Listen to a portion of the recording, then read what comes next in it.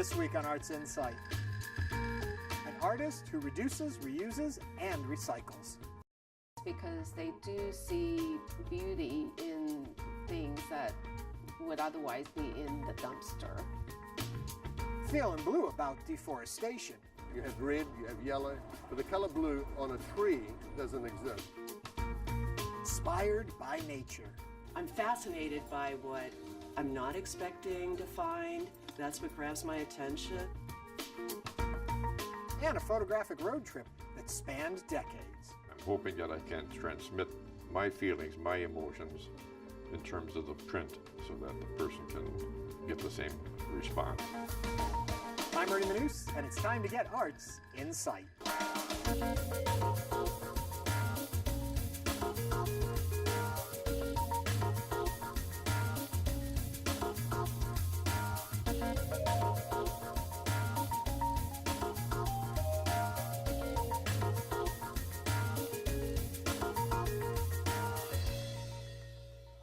Welcome to Arts InSight, where we're expanding Earth Day, which happened yesterday, into Earth Week. Throughout the show, we'll introduce you to art and artists inspired by Mother Earth herself, including the work you'll find here at the Houston Permitting Center. We'll tell you more about that art in just a moment. But first, what do you get when you combine old shipping boxes with acrylic paint and paper? If you're artist Sherry Sang Hill, you get bright, colorful, multicultural masks. The idea of masks in everyday life and in our culture just appealed to me because every morning any one of us gets up out of bed and puts on a suit or something and goes to work. We're essentially adopting a different identity, and the idea of actually putting on the mask to go out to the public and transforming one's own identity really just intrigued me. Hi, my name is Sherry Hill. I am a mixed media artist. I do a lot of painting and constructions with papers and stuff. I am also a practicing architect. I have been playing with the idea of transitioning 2D painting or art into some kind of a 3D construction. I started making these masks about 2 years ago, but the ideas have been sort of simmering in my head for a long time. I have this computer box.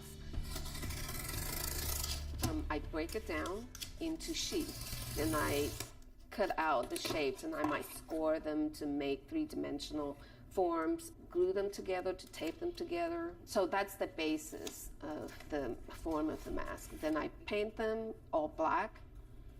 The black works because ultimately I'm going to be using very colorful color papers, and black shows up those colors much better.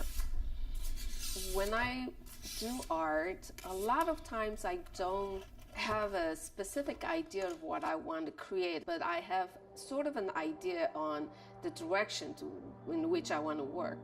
So it's partly planned and partly not planned. There was a piece about the gay marriage, immigration issues, and the building of walls on our borders. And I started thinking about how it takes just a little bit of a switching of your perspective to change your worldview. And so there were two masks that were made during that time. One was called The Wall, and it has a kind of a wall in the middle with two different faces facing opposite of each other. And the other one is called A Slight Shift in Attitude, and that was one half of the mask just a little bit different from the other half. So those two masks actually started out with an idea. Part of the fun of making these masks is that once I start making something, the masks grow themselves. They adopt personalities. I think most artists are collectors by heart, and perhaps they are artists because they do see beauty in things that would otherwise be in the dumpster. I do try to see in each item the positive use for it. I am a preservationist, period.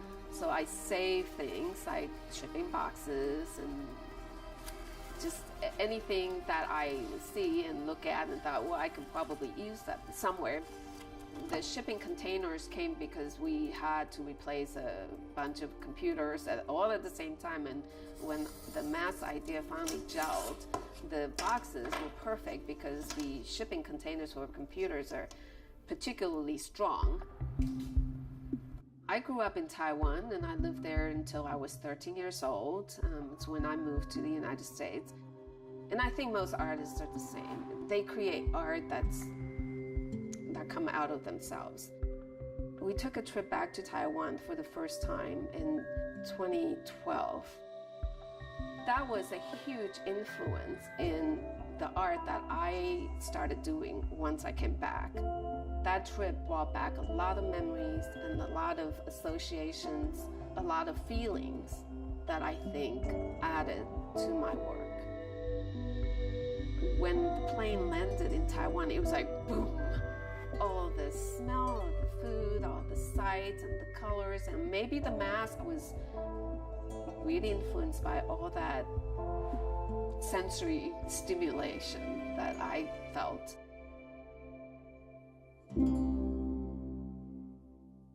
You can find out more about Sherry and her masks by visiting sherrytsanghill.com. Welcome to the Houston Permitting Center, a state-of-the-art facility featuring solar panels, wind turbines, and more. But the greenness of the building isn't limited to the exterior, as the interior walls throughout the center are adorned with art made from repurposed materials. And here to tell us all about it is Katie Hassett from the City of Houston. Hello there. Hi, how are you? It is kind of impressive work. I'll just start there. It's great scale, and especially the piece right behind us. Oh yes, this one's very beautiful. This was done by Dan Havel and Dean Rook, and they used all recycled metals from local metal recycling shops and junkyards that they found, and there's all types of different things. You can see some trumpets and some coronets in there, some old street signs. It's very beautiful. So tell me a little bit about why do this? How come the building has all of this art in it? Well, we designed this building to be a showcase for sustainability and green construction, and we wanted the artwork to reflect that similar beauty and functionality. So tell me about some of the pieces. We also have in this first floor some coffee bags, sculptures that were done by Keneen Smith. They're sort of playful and interactive. There's bells and chimes that are inside for customers to play around with if they'd like to use that. It's also a nod to the east end of Houston, which produces the fair trade coffees. Over here, you don't notice that it's an art piece, but it's really reclaimed wood from mostly Hurricane Ike, and they're barcodes. And when you scan them, they're words that are a nod to the permitting process. Approve, deny, resubmit, those types of words. And then this is what's in the public area, but throughout the building they have this. Oh yes, yes. There's art pieces that are on the walls, written on words with green paint on them. Sometimes a little too real. There's little post-it notes that look like they're on the wall and they're not. It's an art piece all throughout the building. What was the idea about doing it in this building for the audience? What were you thinking? We wanted it to be a conversation starter for thinking about green construction. We have all of the engineers and the architects that come throughout this building. And we just want to be reminded that, you know, there's green technologies out there, there's green construction, and showcase all of that.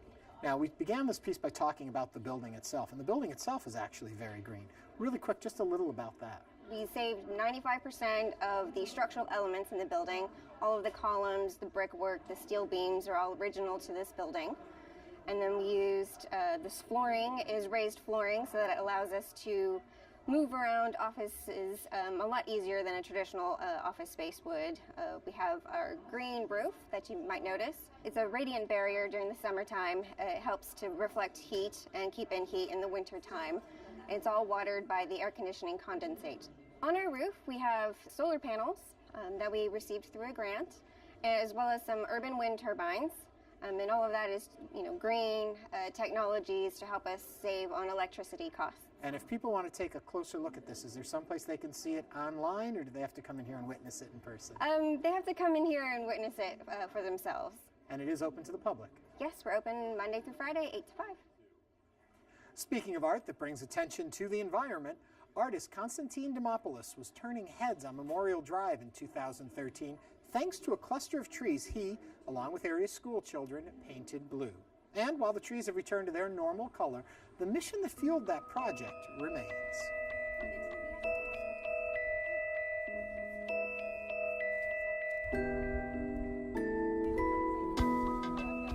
This is part of an arts project that started in 2003, and I noticed how incredibly devastating deforestation was, where we're losing the size of Belgium. That's what was described every year of old forests. And everyone said, well, how can we get that in the front pages of the paper instead of always as a postscript? And I just thought about it, and I said, well, why don't we, almost like a guerrilla attack, go and colour them? Because although the forests are disappearing hundreds of miles away from the urban community, but we don't see that. We decided to use the idea of blue trees because blue trees don't exist in nature. You have red, you have yellow, but the colour blue on a tree doesn't exist. There are flowers that are blue. And so that whole idea of creating something that is surreal has started to come about, because then you notice something. The thing that kind of engaged me initially was when I saw the first grove of trees. It's the colour and the trees and the green, and then the change of seasons as it becomes this incredibly beautiful landscape. So it has a surreal nature, but it is also quite beautiful. The pigment we use is totally safe for trees. It's ultramarine blue, and it's one of the most ancient of colours. It's a mineral, so it was made from a stone, and you crushed it, and then you added water. It's basically the way you do al fresco. The pigment isn't supposed to last forever. It's an ephemeral work. And part of what the idea of this art project is about transformation. It's about change and how quickly things go into desert. And a lot of people say, what can we do? And part of social art is also that we put something out and then we say to people, well, this is what you can do. If you have any ideas, put them forward. There could be a school child here in Houston or in Seattle or in Sacramento who in the future comes up with the actual answer to deforestation and housing. It is the young people today, rather than I think the staid people, that can change it. You don't have to have a PhD to change your environment, you just have to have an idea. I think you've got to kind of relook at the importance of trees and where they will affect you financially through climate change, through a variety of other issues, and really just to continue to question, which is I think what art is about. I'd love to be a redwood. I'd love to be a redwood. If you stand next to one, which I have done, it's almost as close to being to God as you can possibly be. And I love the way that they give us oxygen. So if God is that person that breathes life into us, that's what these trees do. They give us life. And I think it's an incredible disrespect to nature for us to do what we're doing. I'm not anti-forestry, but I am about sustainable forestry, managed forestry. Ecocide is not an option anymore. We don't have 3 more hundred years.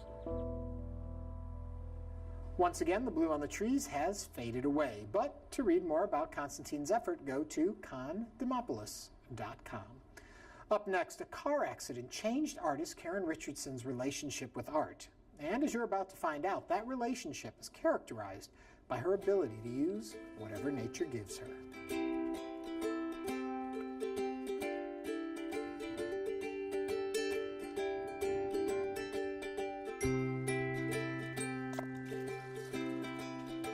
On the beaches near Coos Bay and Charleston, Karen Richardson and Jenny the dog are a familiar sight.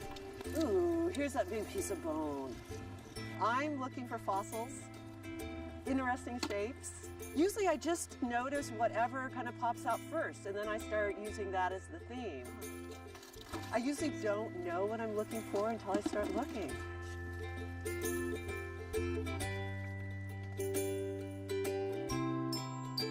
There's something that speaks to me or resonates an interest, and I just pick them up without even really thinking about it. Her creativity seems to be awakened by the water, sand, and space. It's been that way Karen's whole life. Her oldest memories are of looking for treasures on the Oregon coast. It's hard to say why certain shapes and textures resonate more than others, but there's something so pleasing about it, and without being complete, it's so complete. What about that, Jen? There's a nice one. The finished piece is something that she can't yet describe. It will emerge from her explorations. There's no end. There's no end. It's like I have a plethora of fossils, and yeah, I'm not sure where it's going yet. Ooh, that's a nice one. It's like, it's really difficult when, especially artists say, well, what are you going to do with it? And if I knew what I was going to do with it, I probably wouldn't be interested in it. One more. For years, Karen was a glass artist, creating pieces from blown and cast glass. It was hot, physical work, and she loved it. But a car accident several years ago changed everything about her art making. Blown glass is no longer her primary medium. I'm exploring some new directions with stones, fossils, seaweed, and I'm not sure where they're going, but I'm having a ball just playing with them and experimenting. Experimentation means her home is filled with raw materials. It's a tribute to her creativity that she sees opportunity in many shapes and sizes. What interests me about natural materials, there's such a magnificence. There's this wonder and this awe, and it's always changing. It's never the same.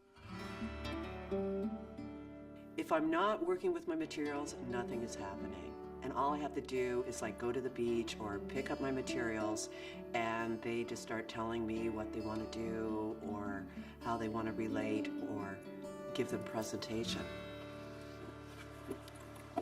Back at the beach, she starts by scrubbing and sorting her treasures.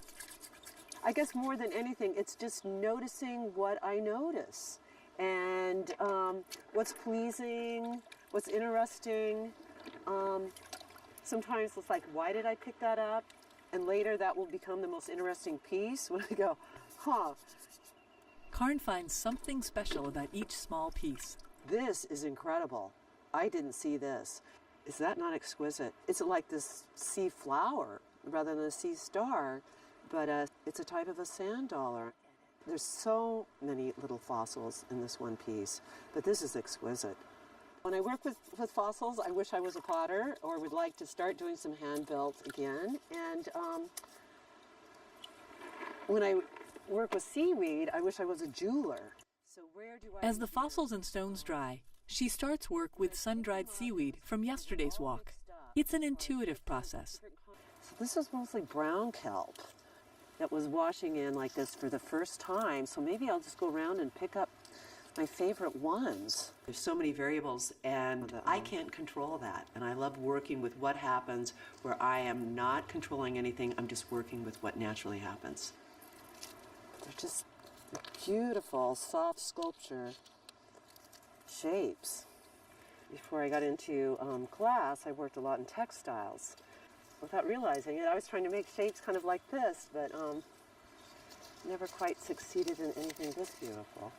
Start where you are, use what you have, do what you can, it will be enough.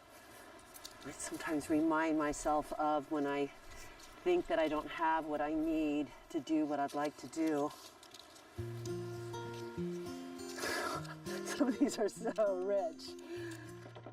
Oops. Back to the stones and fossils. Karen begins to lay them out on a table. She's challenging herself to follow the randomness. I love to work with materials that ask only for presentation and placement.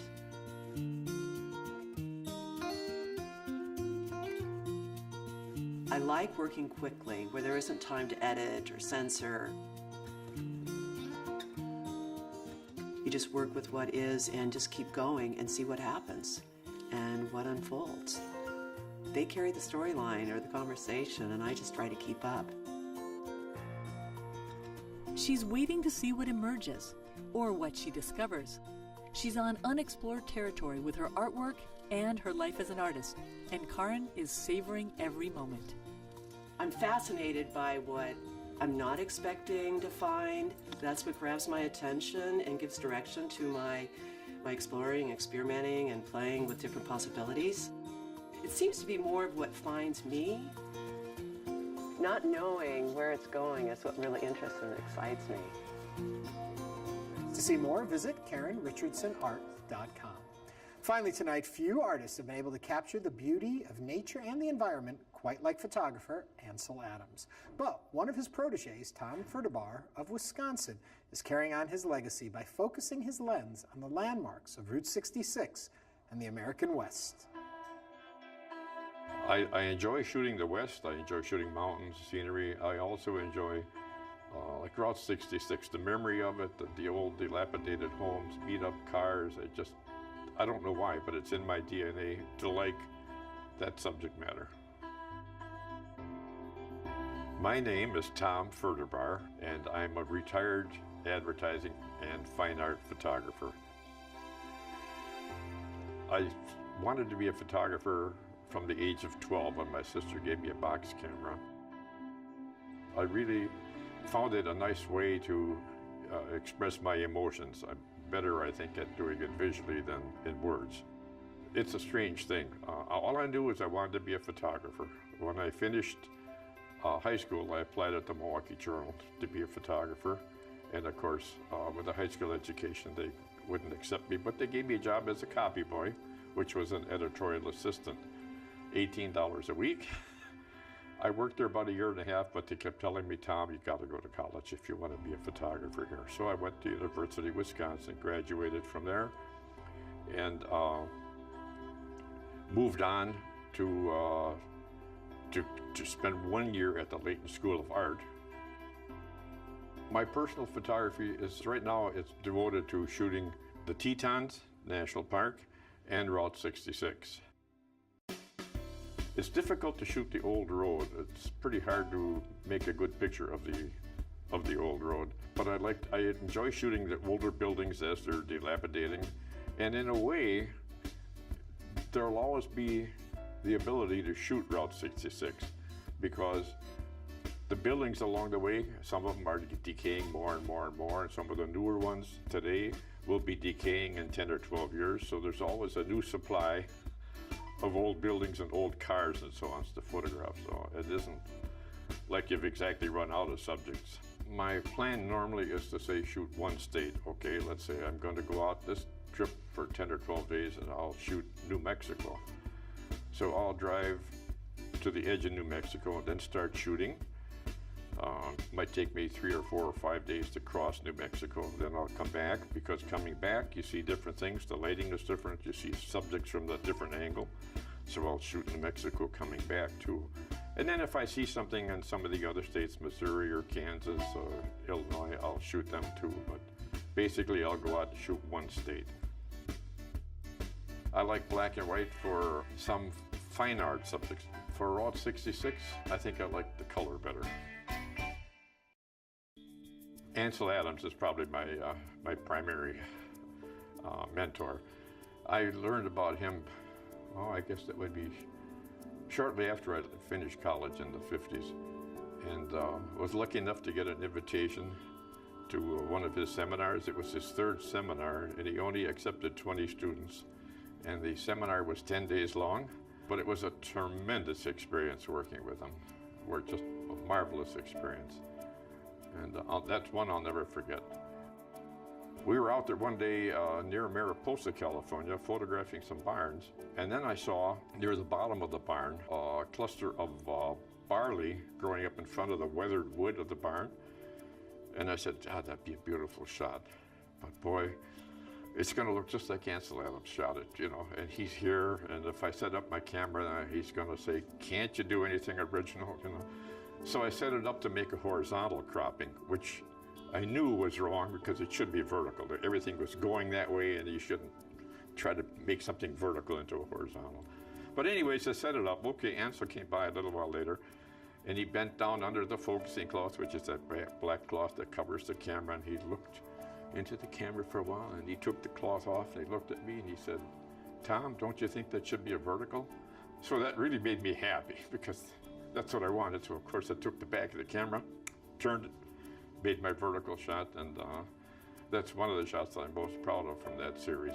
His philosophy was a camera is designed and the lens is designed to make things sharp and to show detail. That's kind of what I took away from him. Pictures should be sharp from the foreground to the distance if you can, and you should have a full range of values from solid black to pure white. There's such a great variety there at Yosemite. Tremendous just variety of subjects to shoot. When I make a photograph, my goal is to have the viewer experience the same emotion when they look at the photograph that I did when I saw the subject. I'm hoping that I can transmit my feelings, my emotions in terms of the print so that the person can get the same response that I did. You can see more of Fertibar's photographs at tomfertibar.com. And that's a wrap for this edition of Arts Insight. Be sure to join us next week as we take a trip to Houston Baptist University, where faculty and students have made quite an artistic contribution to the Houston art scene. For Houston Public Media, I'm Ernie Manous. Thanks for watching and have a great week.